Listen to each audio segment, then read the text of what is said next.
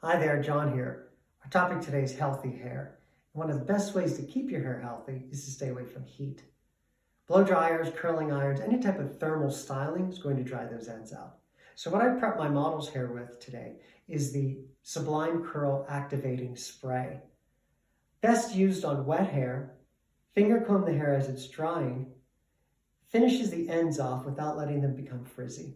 Once the hair was dry, I used our dry shampoo, a couple pumps right at the scalp, absorbs those natural oils, and gives it a nice fresh feel. Once I divided the top of the head out, I took the sides and back and pulled it into a nice tight ponytail. I then backcombed the top of the head. The dry shampoo creates a nice foundation for the style. Comb it nice and smooth with my hands, twist it just a bit, and feed it right into my existing ponytail.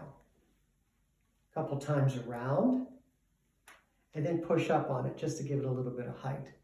Great for those Zoom calls, whether it's straight on or from the side. Looks clean and looks professional. I then finished everything off with the Sublime Curl Cream. One pump goes a long way, so it's just enough to finish the ends and give it a professional look. So those are my tips for the day to keep your hair healthy.